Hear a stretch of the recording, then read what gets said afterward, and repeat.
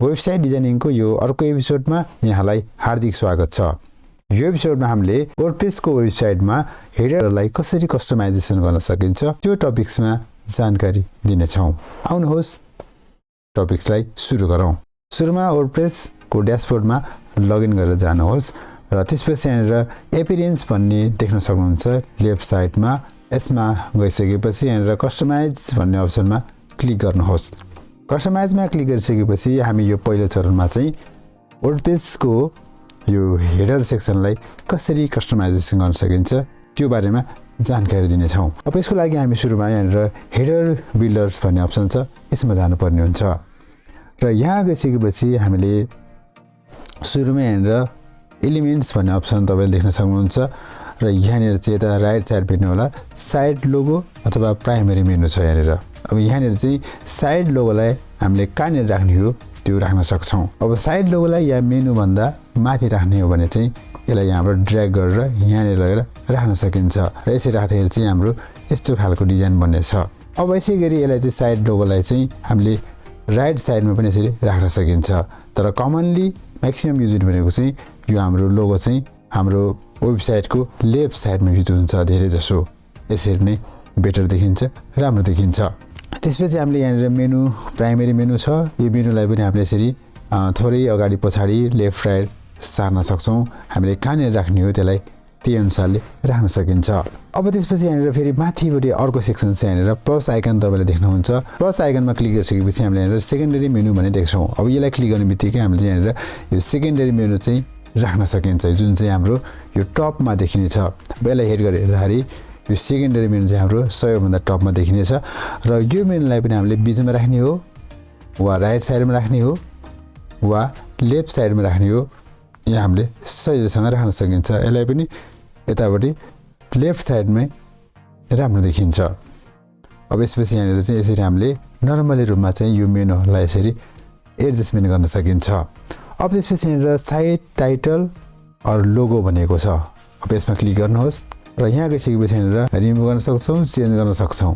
अब यहाँनिर यो जुन लोगोलाई चाहिँ हामीले सानो ठुलो बनाउनु पनि सकिन्छ। यसको लागि चाहिँ यहाँनिर लोगो विथ भन्ने अप्सन छ, यसलाई हामीले थोरै बढाउन वा घटाउन सकिन्छ, जसले गर्दाखेरि हामीले हाम्रो लोगोलाई चाहिँ आफ्नो आवश्यकता अनुसार चाहिँ कस्टमाइजेसन गर्न सकिन्छ।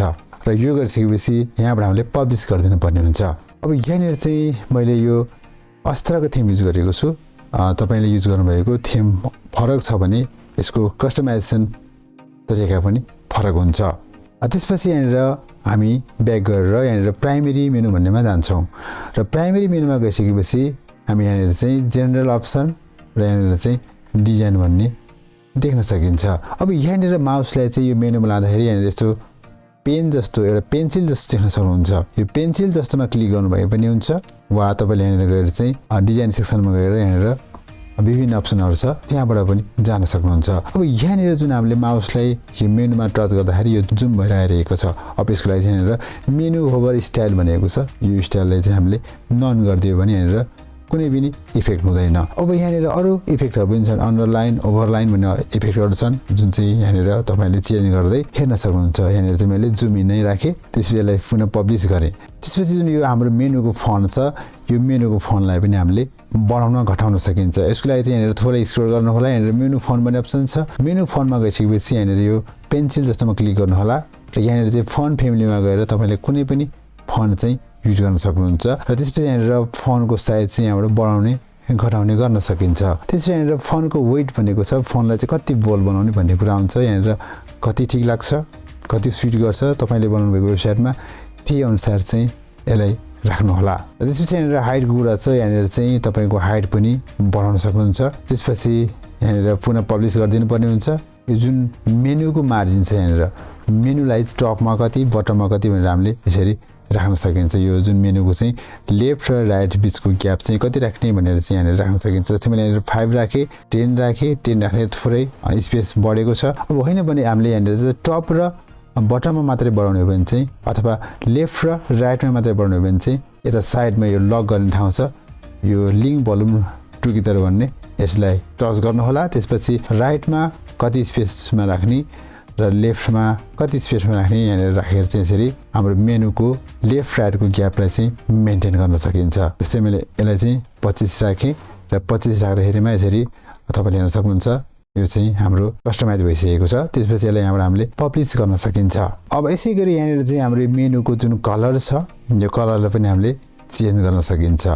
अब यो कलर चेन्ज गर्नको लागि चाहिँ हामीले यो मेनुको नाम छ यसको कलर चेन्ज गर्नको लागि चाहिँ थोरै यहाँनिर स्क्रल गर्नु होला। अब यहाँनिर चाहिँ मेनु कलर भन्ने अप्सन छ। सुरुमा चाहिँ यहाँनिर नर्मल कलर छ, कुन कलर देखाउने यसमा क्लिक गर्नुभयो भने तपाईले कलर राख्नुभयो भने यहाँनिर चाहिँ यस्तो खालको कलर देखिएको छ। यसलाई चाहिँ यो जुन पुरानो छ यसैमा ठीक छ, म यही राखिदिन्छु। त्यसपछि यतापट्टि साइडमा जस्तै यहाँनिर चाहिँ जुन एरो देखिन्छ यो एरोमा क्लिक गर्नुभयो भने चाहिँ तपाईले लगाउनु भएको इफेक्ट चाहिँ चेन्ज हुन्छ अथवा सेट गर्नुभएको कलर चाहिँ चेन्ज हुन्छ, बाइ डिफल्ट बस्छ। अब यहाँनिर माउस लानुभयो भने होभर कलर छ। अब होभर कलर भनेको के हो भन्दाखेरि यहाँनिर माउस लाँदाखेरिमा चाहिँ जुन कलर आउँछ त्यो चाहिँ होभर हो। यसको लागि जस्तै माउस लाँदाखेरिमा कस्तो खालको कलर देखाउने त्यहाँनिर भन्ने कुरा आउँछ। अब यसको लागि चाहिँ मैले यहाँ रेड राखेँ, यतापट्टि होभर भन्नेमा क्लिक गरेँ, यसमा रेड राखेँ। अब रेड राखिसकेपछि जब हामीले माउस यहाँ लान्छौँ टच गर्छौँ यहाँनिर चाहिँ यो हाम्रो मेनुको नेम अथवा यस फन्ट चाहिँ त्यो कलरमा चेन्ज हुनेछ। यसलाई पनि यतिकै राख्छु। अब यसपछि यहाँनिर एक्टिभ कलर भन्ने छ। अब एक्टिभ कलर चाहिँ कस्तो खालको हो भने अब यहाँनिर जस्तै हामीले कुनै पनि मेनुलाई क्लिक गर्छौँ र क्लिक गरिसकेपछि जुन मेनु एक्टिभ रहन्छ त्यो एक्टिभ रहेको मेनुमा चाहिँ कस्तो खालको कलर दिने भन्ने कुरा आउँछ। जुन चाहिँ हाम्रो यो एक्टिभ छ, जुन हामी जुन पेजमा अथवा क्याटेगोरीमा छौँ त्यो पेजको टाइटल चाहिँ अथवा त्यो पेजको मेनु चाहिँ हाइलाइट भएर बसेको हुन्छ। जस्तै यहाँनिर मैले रेड राखेँ भने अब यहाँनिर चाहिँ अहिले हामी होम सेक्सनमा छौँ, यहाँनिर चाहिँ होम चाहिँ रेड देखाएको छ। यसलाई मैले जे छ यही छोडिदिन्छु, तपाईँले आवश्यकता अनुसार मिलाउन सक्नुहुन्छ। अब यहाँनिर ब्याकग्राउन्ड छ। अब ब्याकग्राउन्ड चाहिँ हाम्रो कस्तो बनाउने, अब यहाँनिर हेर्नु होला तपाईँले छुट्टै मेनुको ब्याकग्राउन्ड पनि यसरी बनाउन सक्नुहुन्छ।